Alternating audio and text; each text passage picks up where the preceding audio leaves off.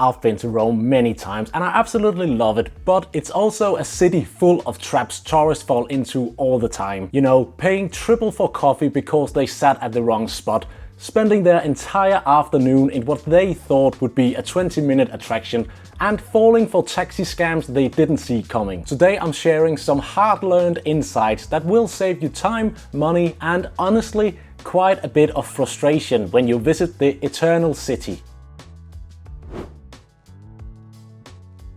If you're arriving into Fiumicino Airport, which is Rome's main international airport, the Leonardo Express train is the easiest way into the city. It's a direct train to Termini station and it takes about 30 minutes with no stops in between. It's air conditioned, has luggage racks, and you don't have to deal with Rome's notorious taxi drivers and their sometimes creative pricing. Now, you can't just buy tickets from the machines at the station, but there's a problem. If you arrive alongside a couple of other flights, the line for those machines can be quite ridiculous. On my last trip, I just ditched all the ticket machines and went for the actual ticket desk, where you speak to a human being.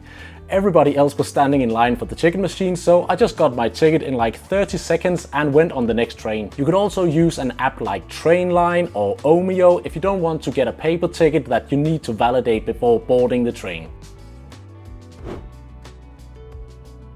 So Termini is your arrival point to Rome if you get the airport train, and Termini is functional. It's actually a fine train station, although it's always super busy. In the daytime, it's fine, you'll see commuters, travelers, and there are actually loads of shops. But at night, it gets a bit sketchy in the area just outside of Termini.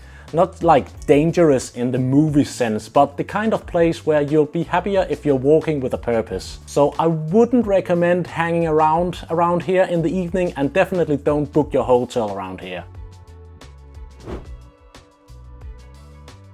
Okay, last boring bit about transport, I promise. But this came as such a welcome surprise the first time I used the train to get around Italy. It's an absolute joy to take the train from the main cities in Italy. They go around 300 kilometers an hour on some of the stretches, and tickets are quite cheap if you book in advance, and you travel from city center to city center and don't have to hassle, you know, in the airports. For example, it takes only an hour and 13 minutes to go to Naples and an hour and 37 minutes to go to Florence, and the almost 600-kilometer ride all the way up to Milan can actually be done in just about 3 hours and 40 minutes. The Colosseum is one of those places you have to see, but if you just show up, you might actually regret it. The ticket lines are long, and standing in the sun for an hour before you even get inside isn't exactly the Roman holiday you had in mind, is it? So make sure you book your tickets online so you skip the long lines. Also, I've been to Colosseum a couple of times, and I've got to say that you haven't truly visited the Colosseum if you haven't been on one of the guided tours that takes you underground and down on the actual arena, like the floor of the Colosseum. Here you'll hear the stories about naval battles being staged inside, and you'll hear everything about the animals, about the politics of the games, and it's just an entirely different experience, and it's so much better. Here's something a lot of first-time visitors to Rome don't realize. Your Colosseum ticket also covers the Roman Forum, and you absolutely shouldn't skip it. This was the main square of ancient Rome, the place where speeches were made, laws were passed, and the empire was run from here basically. And actually, if you're walking from the city center down to Colosseum, you'll also see it on both sides of the road, but it's so much bigger than what you can see from the road. Don't think you can just walk through in 20 minutes. Realistically, you'll want to have a couple of hours here, and if it's a sunny summer day, bring water and a hat because there's very little shade in there. The Pantheon is one of the most perfectly preserved buildings from ancient Rome. It's nearly 2,000 years old. Think about that when you go there and soak it all in, because it's mind-blowing. For centuries, you could just wander in for free, and it was like that when I first came to Rome, but now you need a ticket. It's not expensive. I think it's €5, but you do have to plan ahead. So book online, choose your time slot, and make it part of your itinerary that day. The first time I visited Rome was over 10 years ago, and I was a bit young and, less travel savvy than I am nowadays. So I was hungry, tired, and didn't have mobile data.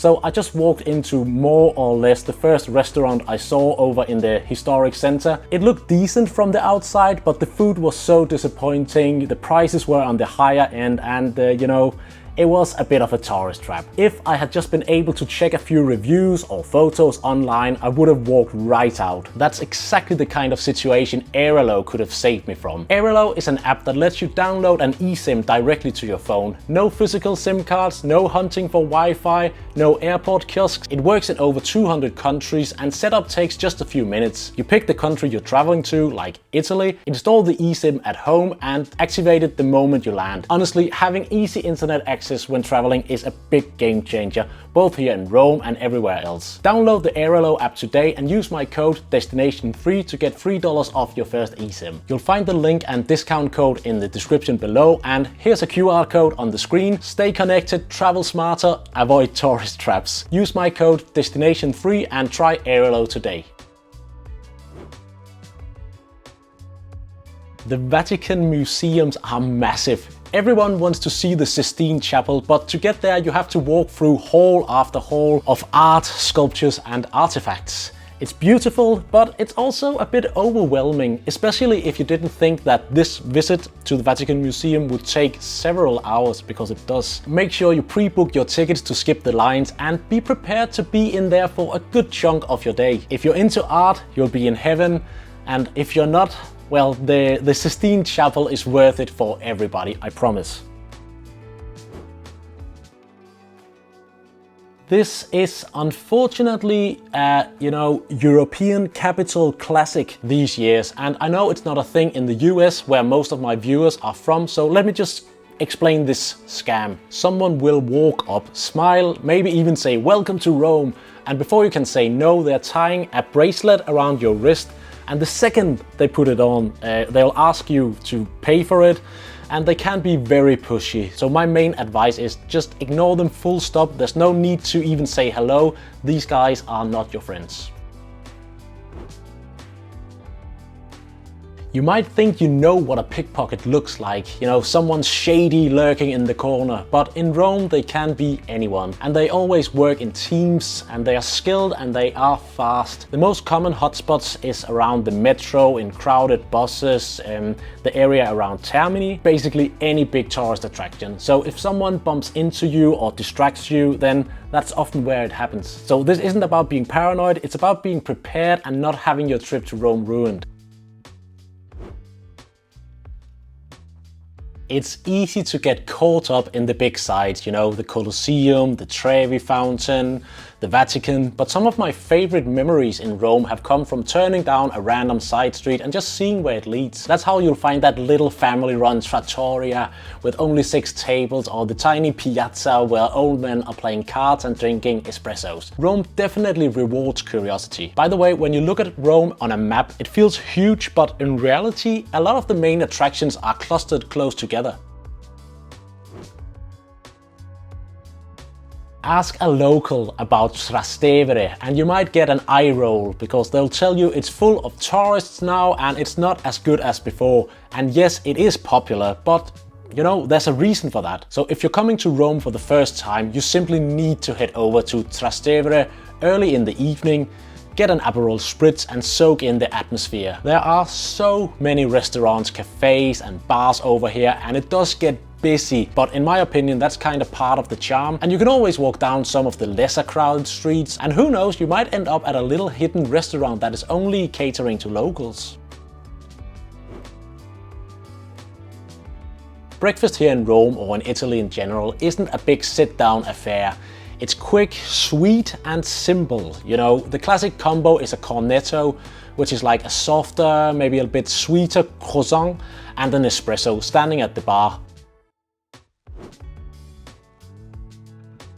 In Rome, your coffee can cost 3 times as much depending on where you drink it. If you stand at the bar, an espresso is about €1. If you sit at a table though, it could be €3 or more, even if you're only like a few steps from the counter. That's just how the pricing system works over here, so the locals will always go to the bar, just drink their espresso and get on with their day. Here's something a lot of visitors don't realize. Many restaurants in Rome close between lunch and dinner. So even in the tourist heavy areas like around Campo dei Fiori, you'll find doors locked from about 3 p.m. to 7 p.m. So if you're starving at 4 p.m, your options will mostly be, overpriced tourist traps. But I've got a solution. Pizza al taglio, which is pizza by the slice. So you just walk in, point at the type of pizza you want, tell them how big a piece you want, then they will cut it with scissors, weigh it and heat it up. So that's basically fast food like it should be, in my opinion. Also, make sure to book a table for dinner if you have your eyes set on like a particular restaurant, because you're probably not the only tourist in Rome who has found that restaurant. Dinner here is an event. Courses come slowly, the wine flows, and nobody's in a rush to leave. When you ask for the bill, don't expect it to arrive instantly. That's just not how it works here. And as a Scandinavian, I absolutely hate it. But I've learned to live with it whenever I'm in Southern Europe. So at dinner here, you're meant to relax, talk, and enjoy the evening.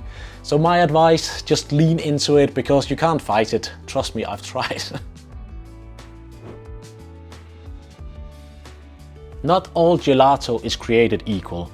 The quick way to spot the good stuff is look at the colors. So if the pistachio is neon green, walk away. Also, real gelato melts very fast because it's fresh, so eat up. Rome has fountains all over the city with perfectly drinkable water. It's cold, fresh and completely safe. So just bring a reusable bottle and refill it throughout the day. So this one's mainly for the ladies. Many of Rome's churches, including the St. Peter's Basilica and the Pantheon, they have this dress code, so shoulders must be covered and skirts should reach the knee. If you turn up in a strappy top or short dress, they will turn you away. So maybe bring like a lightweight scarf because it does get quite warm and you can just throw it over your shoulders whenever you need it. We talked about the airport express train, but in town and maybe when you're leaving Rome for the airport, Uber now works here, but it's partnered with local taxis, meaning the price is fixed and you won't get the broken meter scam. So for the airport, it's often cheaper and far less stressful than flagging down a random cab where the meter might be broken. I love Italy. Like, where else in the world is the airport food actually good? Fiumicino actually has proper coffee bars and you can get fresh pizza and pastries that you'd actually want to eat. So if you didn't get your fill of pizza during your trip, you can still have that one last pizza before you head home. What about you? Have you been to Rome? Share your best travel tips to the Italian capital, and if you're new here, subscribe to the channel.